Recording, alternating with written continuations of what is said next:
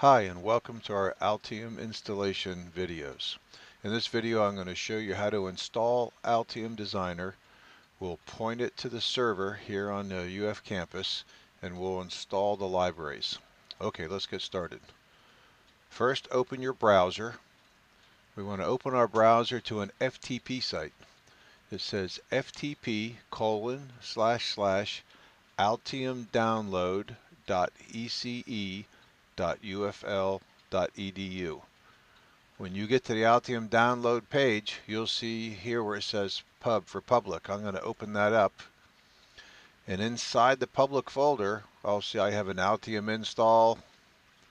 I have an ECE library. I have an Altium library. Well, let's go for the Altium install first. We have version 15 and 16 available at this moment. We're going to install 16. So I'm going to tell it offline setup.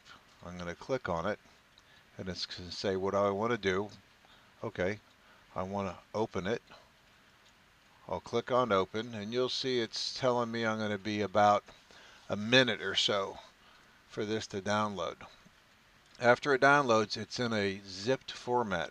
So we're going to need to unzip it or extract it in order to install it. If you try to install while it's zipped, it has problems because it can't see everything because some of the things are compressed. So I'll let this run, and I'm going to open up my File Explorer because I already have this downloaded and I already have it extracted. That way we don't have to wait for the amount of time it takes for this file to extract. Here's how to do it. I can tell it extract and extract all, and it's telling me I'm going to save it in users, Altium, documents, and it'll extract it. But that'll take a little while, so you'll need to do that. I've already done it to save time for the video. I'll go to documents, offline setup, and here's my extracted information. Now I have Altium Designer set up. I'll double click. And here it says Altium Designer, welcome. We want to click next. It says, do I accept the agreement? I'll accept the agreement. Next. Select the design functionality. I usually tell it everything, so I have everything available. You never know, as you continue with your schooling and maybe go to grad school, you'll want some more of these options. And I'll tell it next. And it says, where do I want to put this? Now I have Altium installed already and I don't want to overwrite my current profile, so I'm going to change my default, but you can leave both of these as default. I'm going to change mine.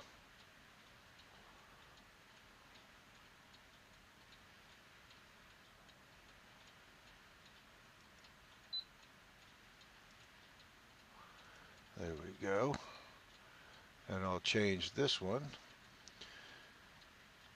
Okay, I'm going to place this on my C drive, Altium documents. Again, you'll want to leave yours on the default setting, or you can put it somewhere else if you want. That's fine, just as long as you remember where you put it. We'll say OK. Next. It says now ready to begin installation. I'm going to click next to install. The install takes quite a while, so I'm going to pause here and come back. Alright, Altium finished installing. You'll see the check mark says Run Altium Designer. I'm going to tell it Finish. It's asking, can I use private networks? Yes. Allow access.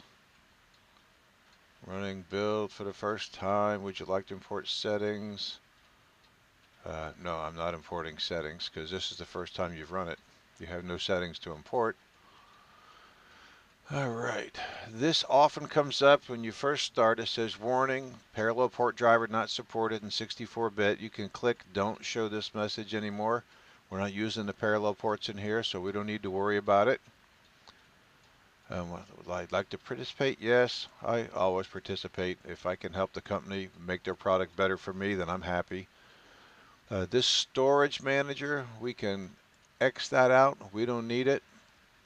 So Altium's up and running. Let's go on the very top left corner and click where it says My Account. I'm going to click on that. Now I need to set up a private license server. So I'm going to click here, Set up Private License Server. And when I do, you'll see I have a place to put a name and a server port. I'm going to type in altium.ece.ufl.edu, and my server port is 22002. This works when you're on campus. If you're not on campus, you can still use this, but you need to VPN into campus. That will get you technically looking like you're on campus, and then you can see this server. This server is not visible outside the university. So we'll click OK.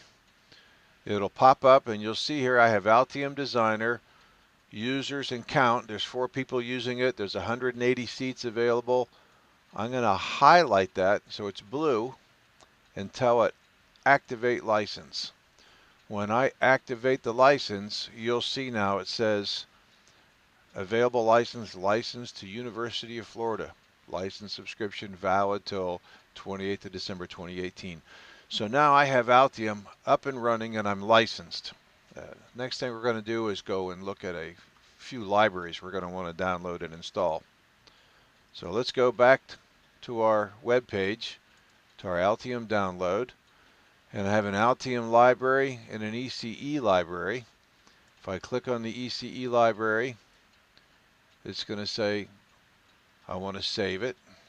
Okay, you'll see it download there, and I'll go to the Altium library zipped because it's a big library, and I'll tell it I want to save it, and it'll download here. You'll see the first one downloaded very quickly. It's obviously much smaller, 831 kilobytes compared to 2 gigabytes over here. I can right click on this, say an open containing folder, so you'll see where it is. It's under users. This is actually the username I'm using on this computer, Altium. That's going to be your username, whatever it is, and then downloads. So I can see that I have it set up there, right? I have an Altium library. I can move that wherever I want, right? But I'm going to leave it right there, users Altium downloads. Now in Altium, in order to get to my libraries, this files folder is pinned here right now. You see there's a little push pin. I'm going to undo that push pin, and that thing will slide out of my way. Libraries, by the default, when this one installed, is on the right. You see the little tab, it opens up libraries. When I move my mouse away, it disappears. These tabs can move, so I'm going to grab that tab and put it over here. Now you see my libraries are over here. And I have opened just 2 libraries, miscellaneous devices, miscellaneous connectors. I'm going to click on the library function here.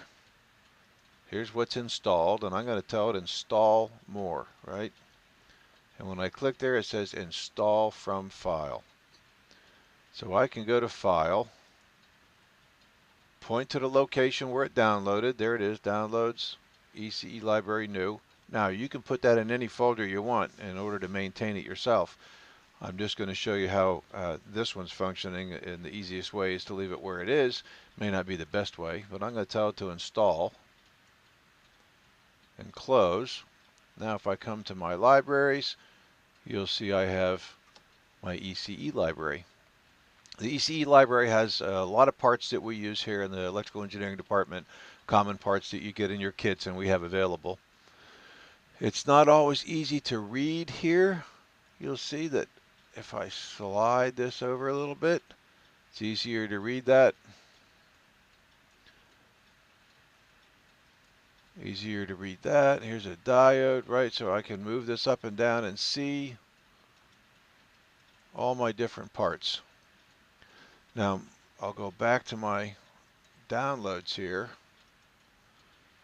You'll see that I also downloaded this large 2 gigabyte library, which needs to be extracted.